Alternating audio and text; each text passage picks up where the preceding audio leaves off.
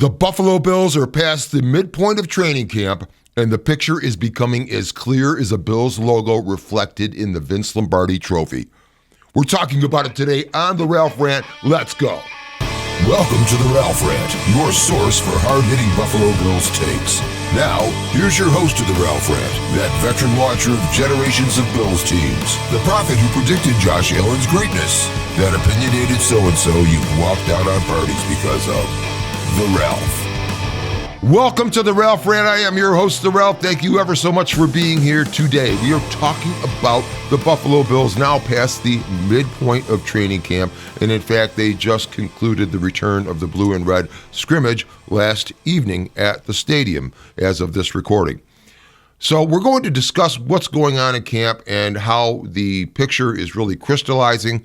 And we've got 5 areas that we'll talk about with that. Number 1, the insult of injuries. They've been a big story in camp. We'll talk about the impact of those and a few mitigating factors that kind of differentiate camp injuries from in-season injuries.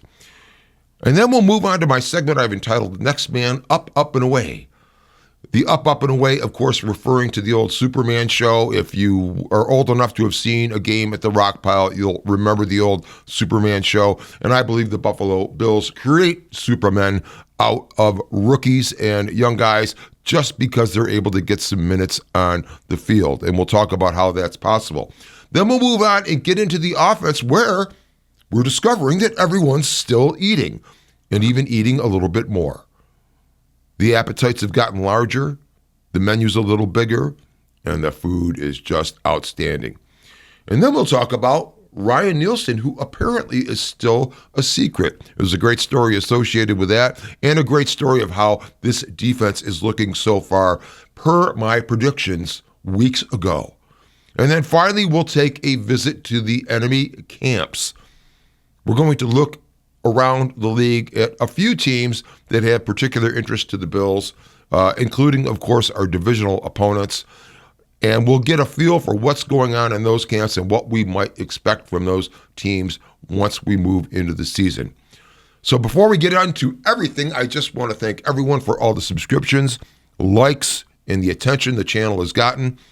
It's a huge help. And if you're new here, of course, feel free to go ahead and hit that like and subscribe button. It only takes a nanosecond, and we will get Ralph Rant content in front of you all season.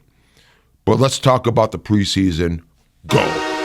So injuries are a problem around every team and around every training camp at this time of year, and certainly this has affected the Bills. The Bills have had, I saw the other day, as many as 21 players collectively that have been on an injury list at some point during camp. And then a couple more may have been added last evening when both Khalil Shakir and Shaq Thompson left the field with bumps or bruises, whatever those may have been. But injuries during training camp are just a thing, certainly. And the Bills, having suffered as much as they have from them, actually have been fortunate in the sense that there has been nothing major. There has been 2 scares, certainly. Tyrell Shavers came down on an ankle badly. There was huge fear that that was a devastating injury. And it turns out that he was back on his feet and in practice a couple days later. Then Maxwell Hairston also suffered what was a very scary injury. It was reported his ACL had been torn. Indeed, that wasn't the case. Very fortunately and rarely, he merely sprained the LCL. That's the lateral collateral ligament. It's on the outside aspect of the knee. And it's rare because normally you don't injure that ligament without injuring some other stuff also. But in this particular case, and the mechanism for injury in that particular instance with Max, he's okay. He's talking about 3 or 4 weeks as far as getting back onto the field, and that will be a huge help. It hurts that he's out of training camp for a while with the reps, but it's great that it's not going to be the entire season. Now, a lot of the injuries we've seen in camp are soft tissue injuries. There's not a lot of injuries that are created from the violence of football because the teams are not really tackling, and when they do tackle, it's lighter. You're just not a full go. It's a difficult sort of line to stay on because you don't want to go too little in the aggression, and not be ready for the season, but you don't want to go too much and have guys getting injured. But the going too little or too much actually figures into the next thing I'm going to say, which is the whole setup of training camps is such that guys arrive there and we jump right into football. Now, we've got the OTAs in the spring where teams are able to assemble and do a little bit of work, do a little bit of install, perhaps, on new schemes, especially if you've got new coaching staffs or whatever the case may be. But truthfully, the OTAs, part of them are even voluntary. So the emphasis the NFL puts on them is certainly not like it is with training camp, because training camp certainly isn't voluntary. One of the things that might help the injury situation, and this was brought up, and it's a great point by Jerry Ostrowski, former Bills offensive lineman, and he started 100 games for the Bills, so he should know. And I believe it was him that made the very interesting remark that training camp ought to be extended a bit, not on the back end, but on the front end. Get them in a week or so earlier. Do away with the OTAs. And then when you get guys in, work with them for a week and a half with your trainers, with your strength and conditioning coaches, and try to get calloused up easily past these soft tissue injuries. Because most of what we're seeing on the injury list are tweaked hamstrings, calf injuries, all soft tissue, things of this nature. Cole Bishop has a quad injury. That's kept him down for a few days. We don't know how many of these are caused by hitting and violence, but I believe most of them at this point of the season are simply caused by guys getting into football activities. And if we could get them a little more calloused up before the football activities, maybe we would avoid all of these injuries. Now, the thing that mitigates the situation with injuries is the fact that many of the injuries are not specifically that serious. But the last thing you want to do is keep someone out there and have this turn into a nagging problem the entire season because the injury did not get properly taken care of early on. That's why you see an abundance of caution from the Bills and keeping these guys off the field. You want to be able to get past these first soft tissue injuries encountered when guys are just getting back into football. Get those solved before you go charging ahead further. Now, the other thing with injuries is the fact that it does allow for players to get time that wouldn't have had time, or players to lose time that could have been playing, but it ends up being a benefit in the end. And I'm going to talk about that one right now because I'd rather not get into it in the defensive section. But when we're talking about Trey White and Matt Milano, two Buffalo Bills defenders that have both suffered season-ending injuries twice, essentially. Of course, Trey White had the ACL tear versus the Saints on Thanksgiving night. And then I believe it was in London, the same game that Matt Milano was hurt. Correct me if I'm wrong in the comments. But then Trey White ruptured his Achilles tendon. And then, of course, Matt Milano, in that Jacksonville game in London, had the tibial plateau fracture, which ended his season. And then, I believe the very next season he was getting started, he played a little bit at the end of that season, but then next season he had the ruptured biceps tendon, which also kept him out for most of the year. And it's unfortunate when you lose great defenders like this, probably hurt the Bills' chances in those seasons. But what we're finding now is that Trey White and Matt Milano are out on the field and doing very, very well. And you would think, well, that's interesting. They're both on the wrong side of 30. I'm tired of hearing about the wrong side of 30. Certainly, these players' bodies are not what they were at the age of 31 that they were at 22. But neither are their minds, because football players learn. And when you have all that time on the field and you collect all of that knowledge and all of the experience that allows you to react without thinking, it turns into awesome football players. And you've got that in the form of Matt Milano and Trey White, who both look damn near as good as they ever have with the Bills. And that's remarkable because of those injuries.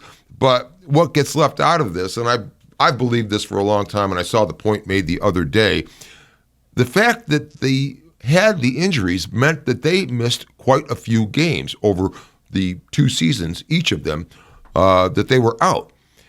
And certainly, yes, they are healed from an injury now and have scarring or whatever going on. But what they don't have is the mileage on their frames that they would have gotten had they been playing in those games. And certainly, we wish they'd been playing in those games. Maybe we'd have the Vince sitting in the trophy case already. But the fact that they didn't means that these guys have mileage on them. And that mileage is low. But they've got mileage on the minds that is high. And they are great football players. And they don't have the wear and tear on their frames they might have had they played all those games. So I'm looking forward to huge seasons from them both. And then, of course, you can have huge seasons from other players that simply get a chance to get on the field. And that is what injuries in camp do. It provides opportunities for players to get reps that would not have otherwise gotten them. And that is going to be a huge help for certain players on the Bills. And that gives rise to our next segment, Next Man Up, Up, and Away. Stick with me. Football, without question, is the greatest sport on the planet. And while many on the planet might disagree with that, the one thing you can't disagree with is the fact that it has 22 players on the field. It is the only sport with that many players on the field at one time. Basketball, 10. Baseball, 10. Hockey, 12 on the playing surface at any one time, compared to football's 22, which means that the number of iterations and possibilities is enormous in football. And the game, with all of the different position groups that are required to be able to play the game, ends up getting to a level of complexity and depth that takes us from violent to beautiful, from brutal to strategic, and from joy into utter horror. That's why it's the greatest game on the planet. And when it is played at the NFL level, it is the most complex game on the planet. So certainly when people talk about, well, who can play in the NFL, you're talking about a very rare group of people that have the physical attributes, the speed, the agility, whatever other components to it that you might want to call out. But in truth, the real biggest component in football and being good at it at the professional level, it's in the mind, because the game is complex. And like I said, it's tough just to get into it physically. Rex Ryan once said, it is easier to win the lottery than it is to get into the NFL. And certainly all of these players are the absolute cream of the crop. When you look at the number of people in the population and compare that to the number that get into the NFL, it is a very, very rare group indeed. And the level of talent to play in the NFL has got to be supreme. In fact, nobody gets a contract in the NFL unless they are extremely, extremely talented. But there's more to it than that. The game is complex, and it takes learning, and it requires getting to a point where you can react without thinking on the field. So with that being the case, when you have rookies in camp, it is excellent for them to be able to get chances on the field and get these minutes. A lot of people will think, well, you've got a huge differential of talent throughout the NFL. And you can say that in certain cases. Of course, are there any other quarterbacks like Josh Allen? No, not really. And you can call out other players that are exceptional. But on the whole scale, the talent in the NFL, the differential in talent from the top player to the bottom player, is very small. Everyone that gets into the league is talented. What makes the difference in the NFL is experience and having the football mind, allowing you to react without thinking because you've drilled so long on the aspects of scheme, you've watched so much film You've done so much book work. You've taken so many notes that now you don't even have to think about that. And you just go out and play and react. That is what the beauty of the game is. And that is why when guys get hurt in camp, it's not always such a big deal. The injuries in camp, like we just got done talking about, are a lot of them are soft tissue tweaks. But what they're doing is they're allowing players that are new to the team or rookies or what have you to get minutes on the field. And that's what's so important. That is what's going to make these ball players great. And it's the injury situations that have allowed, for example, Dorian Strong to go out and look like he might be another Christian Benford because Max Hairston is down. Or a receiver like Steven Gosnell, who's an undrafted free agent, catching a 50-yard bomb from Josh Allen. Or other situations where you've got guys, for example, Joe Andreessen, getting time with the ones at linebacker because we've got Dorian Williams and Terrell Bernard out with hamstring or lower leg tweaks, I think, on the two of those. So the fact that we have these guys getting these minutes is huge. And then that almost goes into another statement here about getting those minutes, not to do with injury, but about the suspensions of Larry Ogunjobi and Michael Hoyt, who are certainly participating in training camp, but they will be sitting out and won't even be with the Bills for the first 4 weeks of the season.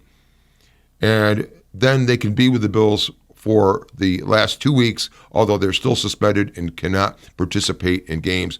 So since the Bills have their bye in week 7, it won't be until week 8 where the Bills get those guys back. So in the meantime, who's going to get all the minutes on the defensive line? Well, you've guys like Landon Jackson, TJ Sanders, Deion Walker.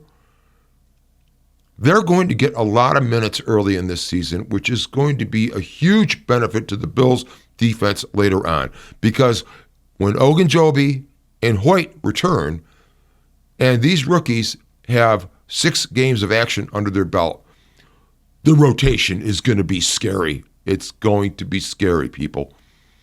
So the next man up situation with the Bills, I think it's huge to realize that the Bills are great teachers. It's huge to realize that the differential in talent in the NFL, I'm talking about physical talent, the ability to run, hit, whatever else is required physically. It's a very thin line. There's not that much difference from player to player. The difference comes about with the skill and the experience, and these guys are getting it. So yes, I say next man up, up, and away. Let's move on. Now, even though the Buffalo Bills ended up in the AFC title game this past January, they started the season with the notion that it was some sort of a rebuild or a transition season. The Bills ate a lot of dead cap. They moved on from a lot of older players, and there was certainly a notion that they were not going to be as good. Now, of course, they started off the season with a bang, and that quickly dispelled. But early on, the saying was established for the offense, everyone eats, referring to the fact that we were distributing the ball equally amongst our targets rather than focusing on a number one receiver, for example. And many took the everyone eats saying and looked at it from the bad side of it, meaning that, well, you have to say that because you don't have the real stars at the skill positions you need. Or you could take everyone eats and just use it as an offensive mantra, an offensive philosophy of how you're going to play the game. And that looks like the course the Bills have taken, because this season it appears as though everyone's still eating. But certainly the Bills come back with the offense nearly completely intact from last season.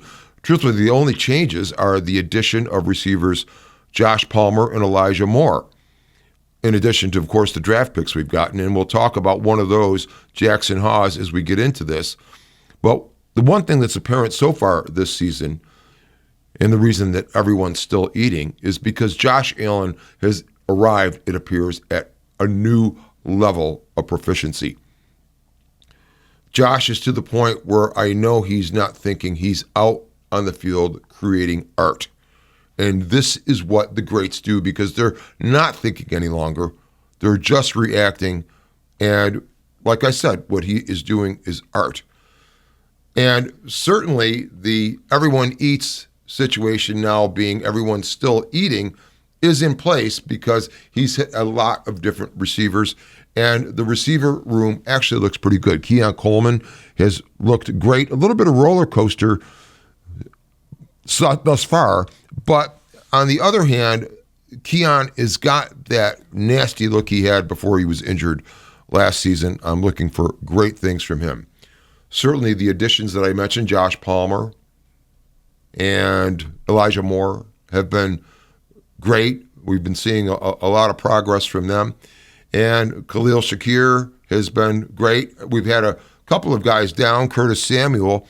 That's allowed guys such as undrafted free agent Stephen Gosnell to catch the first bomb from Josh Allen of the entire preseason and score.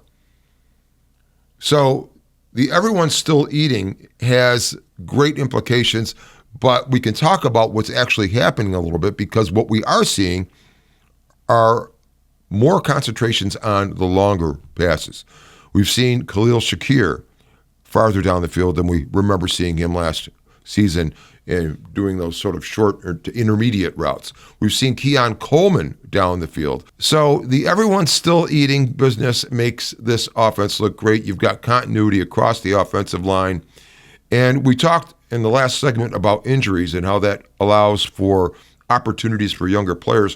One I left out of that discussion I'll bring in now is Jackson Hawes, who in an interview, Connor McGovern identified as being the player that's most impressed him this preseason. Jackson Hawes, of course, is an Ivy League guy. Don't say Georgia Tech. He was there the last year. He likes to be referred to as Ivy League.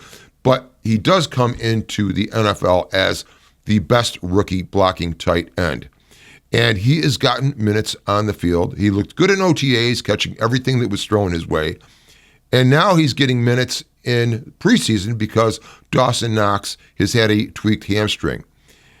And the other situation that's not so apparent that gives Jackson Hawes opportunity is the fact that yet another injury to Alec Anderson, who had his knee scoped a few days ago and will be out for a bit, is giving Jackson Hawes time as an inline blocker, because that's essentially what Alec Anderson did as the sixth offensive lineman.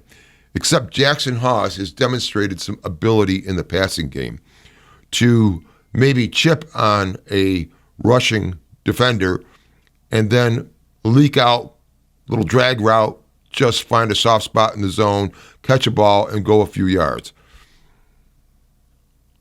Now, only I can say this because I'm the Ralph, but when I look at Jackson Hawes and look at a young Travis Kelce, I'm trying to figure out the difference, because I think this guy could be great. It offers a play-action situation in the offense that will enable the Bills to do things that are unexpected, because if you've got Alec Anderson in a jumbo package, you know Alec Anderson is not getting thrown to unless this is something they've installed this season. But if you got Jackson Hawes in a situation where it's a possibility of the run, and he is available to catch a ball in a play-action situation, I think that's going to be huge. The other thing we've been seeing in the offense also, and I've talked about this in previous shows, is the use of the pistol formation, which again is where the quarterback it's like a shotgun, but the quarterback is a bit closer to the center, and the running back would be normally further behind the quarterback and off to one side. It offers a few things, the main being that a running back can get a running start before getting the football, as opposed to getting it flat-footed when he is standing alongside Cook, in this case, alongside Josh Allen in the shotgun. So that's a big help. But the other thing that this allows is the pistol creates opportunities for play action, because if you can get a back moving and getting defenders keying off that back moving prior to the back getting or not getting the football, that is going to allow play action possibilities that I think we haven't seen as much in past years. So I'm looking for everyone to continue eating, but I believe the menu's gotten larger, the portions are bigger, and the food is absolutely gourmet. So we'll watch and see what happens with the Bills as we go forward on the offense this season, but I think we're going to see them exceed what they did last season. Let's move on. Now, a couple of months ago almost, I did a deep dive on the Bills defense, and I focused on the fact that Ryan Nielsen was now at Buffalo. He named the senior defensive assistant, and I indicated in that deep dive what I thought was going to happen with the Bills defense based on Nielsen's history of what he's done, of his track record, and based on what the Bills actually have been doing in preseason up to the point of playing football in terms of the players that they gathered. All of this seemed to be part of the same plan. So I was very interested to hear on Joe Marino's fine Locked On Bills podcast the other day, where he was in Buffalo at training camp. He was on the field and encountered his good friend from ESPN, Ben Solak. And Joe related on his show that Ben was surprised to see that the Bills were running some 5-man pressures, maybe even 6-man pressures at times. And then Ben noticed, Ryan Nielsen's here? Well, if Ben had watched the Ralph Rant, he'd already know all of this. But you already do know because you do watch the Ralph Rant. And Ryan Nielsen is changing things at the Bills. Now, it's not a surprise that Ben Solak or many other people didn't know about Ryan Nielsen arriving at Buffalo because he was hired on February 5th, right in the middle of the Super Bowl hype, a little more than a week before the Eagles kicked the hell out of the Chiefs in the Super Bowl. So no one really knew about Ryan Nielsen. And if you didn't know then it wouldn't have been obvious to you that the Bills had a certain thing in mind when they went out and signed Larry Ogunjobi, a good 3-tech defensive lineman. Or when they signed Joey Bosa, a large defensive end, compression style, power rusher. And if you didn't know it then you probably wouldn't have figured it out through the draft, where the Bills indeed added to the defensive line TJ Sanders, another very strong 3-tech. Deion Walker, who people were thinking is a 1-tech. These guys are all 3-techs basically in their technique package. This is what Ryan Nielsen uses. And then, of course, Landon Jackson, who, like Joey Bosa, is a bigger, heavier defensive end. Not really in the Von Miller sort of size class, which is smaller, but more in the sort of 6'4", 6'5", 6'6", and 260, 270-pound range. And indeed, we are seeing the results of that. We couldn't see too much in early practices, of course, because without pads on, you're not going to get a lot out of offensive and defensive line play. And then at the practices at St. John Fisher, it's hard to get a good look because you've got to really be looking at line play from the end zone angle to get a good idea of what's going on. But people did see what was going on yesterday at the return of the blue and red scrimmage. And of course, guys like Ed Oliver looking great. Ed has been great this entire preseason because he is doing precisely what God designed him to do. He is an attacking, penetrating, disruptive defensive lineman. So is Larry Ogunjobi. So is TJ Sanders. So is Deion Walker. So he's been looking great. You've had Greg Rousseau batting down balls as if he was out on the tennis court with a racket. He has been batting so many balls down and is just great on the edge as a compression rusher. And there has been opportunities against the Bills offense with sacks, things that were ruled sacks and so forth. So that has gone very, very well. So you've got the situation where the Bills are now in this attack-style defense, and other teams haven't seen it. Even yesterday, it was reported that Landon Jackson was looking great. The comment from Joe Marino, who was there, and Joe, of course, would know, is that Landon Jackson was engaging on the offensive lineman well, but he got to a point and then disengaged and shed the block pretty quickly and was able to react from there and got a lot of pressure. So this pressure defense from the Bills is going to be quite the thing. And Ben didn't know about it. I'm not sure if the Ravens know about it. They have their own things to worry about. I'm sure their coaching staff will figure it out. But this is going to be a different look for the Bills. And early in the season, teams are not going to have film on precisely what they are doing. And the Bills are not going to show much in practices, and they will show very little, if anything, in the preseason games, especially with Hard Knocks on hand. So the Bills are being pretty secretive, I think, about what they've got going on defense, but I'm very excited for that secret to get out once they start giving teams problems right off the bat, including the Baltimore Ravens, who will have absolutely zero film on what this new Bills attack-style defense is capable of. So that's the story on the defense. We know we've got our veterans looking great, but the last point I want to make about the D, which is not one I've heard made quite yet, and it really almost goes opposite to some things I was saying where, for example, I thought the fact that the Bills' offense coming in with such continuity to this training camp would be a great foil for the Bills' defense, which is got a new scheme going on, some new players, new coaching, and that would allow that defense to really sharpen up, having to go against Josh Allen and the Bills' starting offense. But it works the other way because I think some of the things we're seeing in practice is more balance. I mean, last season in preseason, the offense was kicking ass and defense having more difficulty. This season, it's been more balanced. There have been many more plays that were ruled would have been sacks if it were an actual game. And I think what's going on is that the Bills' offense is actually getting to experience a pressure defense in training camp, perhaps not like they have before. And that would be the kind of pressure defense they might expect to see from a Kansas City or a Philadelphia. So it's great that the Bills are seeing that now in preseason, all part of the getting ready.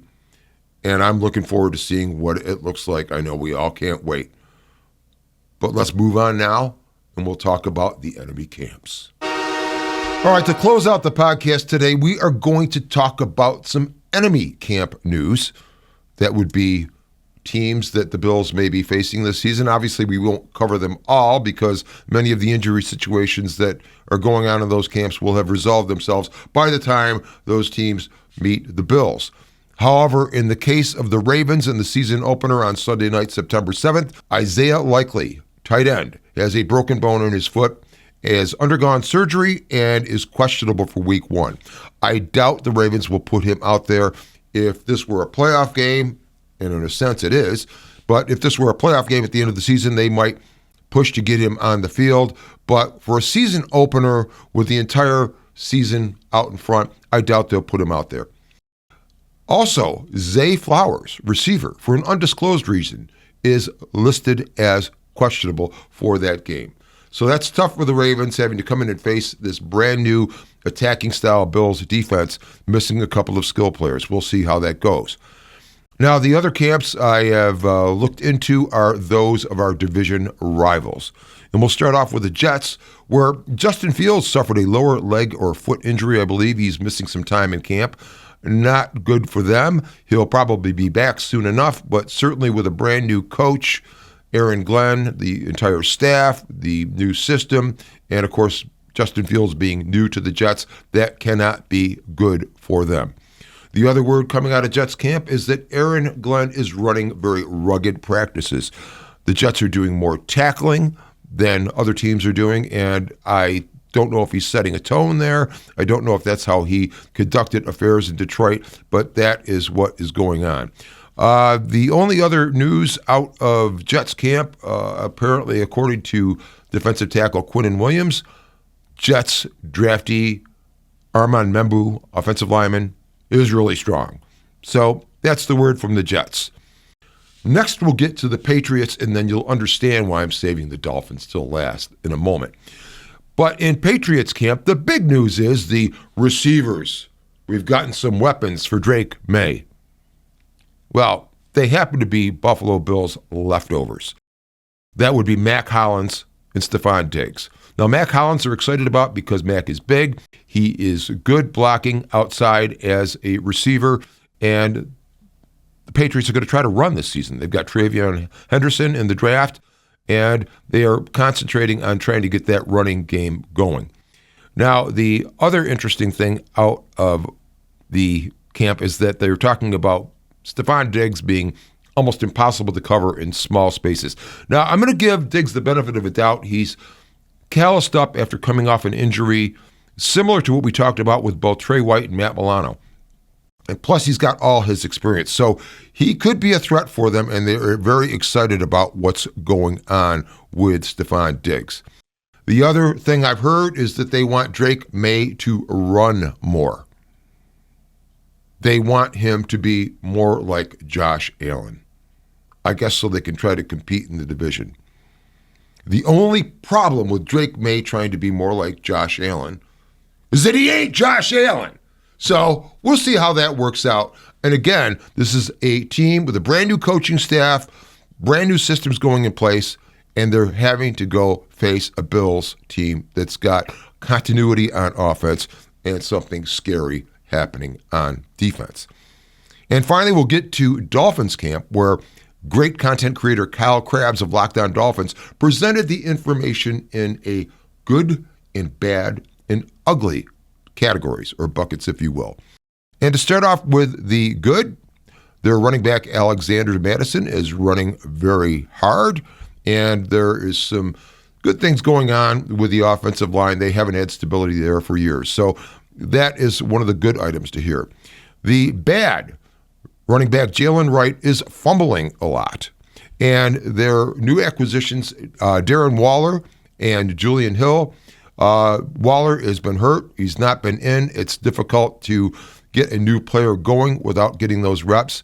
And then Julian Hill, they were looking for great things from him. It's been kind of spotty so far. And then the secondary is pretty much decimated. They traded away Jalen Ramsey, got Minka Fitzpatrick back from the Pittsburgh Steelers. But then immediately after that, Kader Kohu, who is the cornerback for the Dolphins, apparently suffered a partially torn ACL and is done for the season, which is a terrible situation for them. And the Dolphins, although they do have the continuity of coaching staff compared to the other two division opponents of the Bills, I don't know how well the Dolphins are going to fare this season, especially when you hear this last item, which was the ugly, where Kyle Krabs reported that in a presser 2 days ago, receiver Tyreek Hill indicated that this was the first time in his career he's taken notes in meetings. And now, for the first time, and now the fourth year he's been with the Dolphins, he actually knows the offense. Are you shitting me? Can you imagine anything like that ever going on at the Buffalo Bills? But no, indeed, that's what's happening. That's the kind of control apparently Mike McDaniel has or doesn't have on the Dolphins, and that's a laugher. Apparently, this came about because they had situations last year where often there was two guys in the same place, two receivers in the same spot on a given throw, and it turns out that it was Tyreek Hill screwing up because he didn't know the playbook. Incredible. But I'll tell you what else is incredible. These Buffalo Bills. So I thank you so much for watching the podcast today. Thanks so much. If you can give us a like, if you can give us a subscription, we'd love it. We'll deliver Ralph Rant content all season long with the kind of style that we're developing here. And we've got some cool things we're planning for the season as we get into it. So until our next show, I bid you goodbye. I bid you go Bills. This is the Ralph Rant. I am the Ralph. Out.